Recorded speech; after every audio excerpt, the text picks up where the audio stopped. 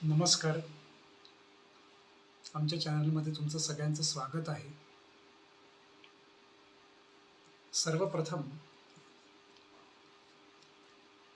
सार्थ ज्ञानेश्वरी हा ग्रंथ घरोघरी असावा, याच्यामधून बरेच जीवनमूल्य शिकण्यासारखे आहे.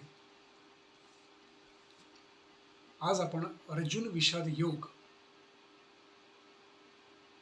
यातील शेवटचा भाग पाहणार आहोत. अर्जुन विषाद योग याच्या आधी आपण बरेचसे व्हिडिओ पाहिलेले आहे. मला असं वाटते 4-5 व्हिडिओ आपण या चॅनलमध्ये केलेले आहे.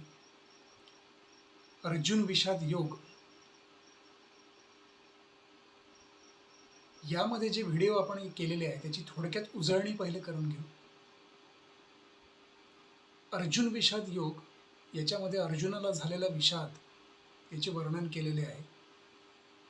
युद्धभूमीवर कौरव पांडवांचे जेव्हा युद्ध सुरू झाले होते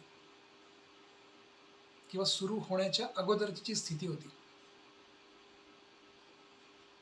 युद्ध प्रत्यक्ष करण्याच्या आधीच अर्जुनाचे धनुष्य हातातून गळून पडले. त्याचे कारण त्याला झालेला विषाद, आणि तो विषाद का झाला याचे बरेचसे कारण आपण याच्या आधीच्या व्हिडिओमध्ये पाहिलेले आहे. तुम्ही याच्या आधीचे सुद्धा व्हिडिओ प्लेलिस्टमध्ये पाहू शकता.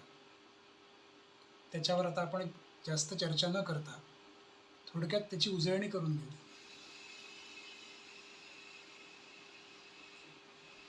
आता उजळणी करताना मी फक्त एक मुद्दा त्याच्यावर डिस्कस करेन की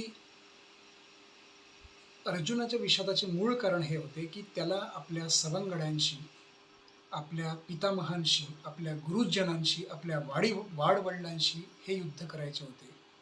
आणि त्या युद्धाचे जे काही परिणाम आहे,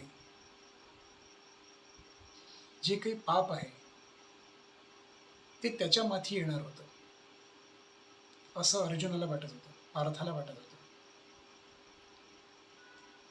परंतु आता बरेच मुद्दे आपण चर्चा केली आहे त्याच्यावर, हे का वाटत होतं त्याच्यावर आपण काही जाणार नाही. पण एक मुद्दा इथे या ठिकाणी मी चर्चा त्याच्यावर करणार आहे. तो असा की आपल्याच हातून आपल्या गुरुजनांचा जेव्हा वध होईल तेव्हा आपल्याला त्याचे पाप लागेल. पश्चात्तापाची भावना, दगधग करणारी भावना आपल्या उराशी येईल आणि आपण आपले जीवन पुढचे कसे जगू, कशा पद्धतीने जगू याची चिंता अर्जुनाला लागलेली होती. तसेच जेव्हा आपल्या हातून पाप घडेल, आपल्या कुळाचा नाश होईल. ॲक्च्युली हे कुळाचा नाश होण्याचा पातक आहे आणि हा सगळ्यात मोठा विचार अर्जुनाच्या मनात येणार होता, आला होता. जेव्हा कुळ धर्म नष्ट होईल तेव्हा साधी गोष्ट आहे, कुळ नष्ट झाले म्हणजे त्याचे पाप आपल्या माथी आले. कुळातील स्त्रिया बिघडतील, वर्णसंकर दोष लागतील.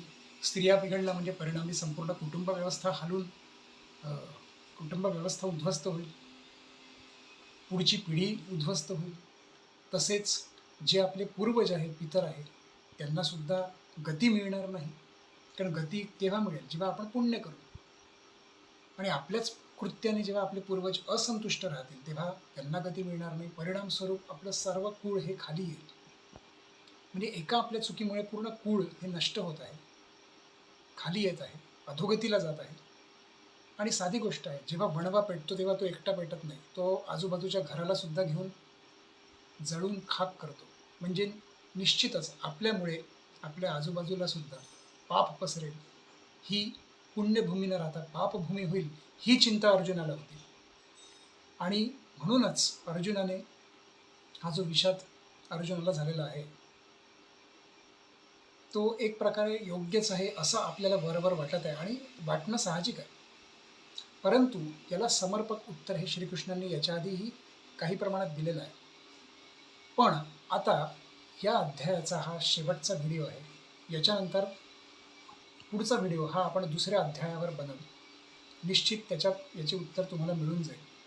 अर्जुनाला झालेल्या विषादाचं नेमकं काय उत्तर आहे आणि त्याच्यावर काय उपाय आहे, उपाय योजना आहे, हे पुढच्या व्हिडिओत निश्चित मिळेल. परंतु हा व्हिडिओ संपवता एक गोष्ट आपण इथे चर्चा करू, ती अशी की श्रीकृष्णांनी अर्जुनाला सांगितलेले आहे की हे जे हा जो तुला विषाद होऊन राहिला आहे, हा विषाद नेमका कशामुळे, तर हे तुझ्या हातून घडणारं पाप आहे.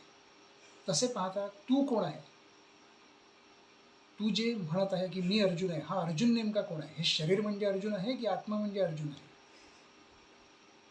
आणि तुझ्या हातून जर हे पाप घडत असेल, तुझ्या हातून जर त्यांना मृत्यू येत असेल, तर ऑलरेडी हा मृत्यू त्यांना आलेला आहे. तू त्यांना मारत नाहीस. पहिलेच ते मृत झालेले आहे. फक्त त्यांचं जे काही जीवनमान आहे त्याला तू त्या जीवनमान संपवण्याला तू निमित्त मात्र हो. त्यांचा मृत्यू हा ठरलेलाच आहे. म्हणजे एका अर्थाने मृत्यू झालेला आहे याचा अर्थ असा घ्या तुम्ही की त्यांचा मृत्यू ठरलेला आहे.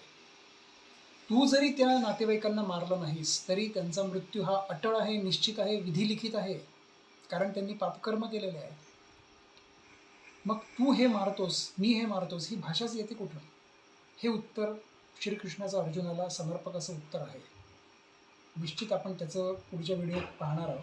आता सध्या आपण इतकंच पाहू. आता हे उत्तर कशा पद्धतीने श्रीकृष्ण देतात हे आपण पुढच्या व्हिडिओत पाहू. या व्हिडिओत इतकंच आपण ऐकू.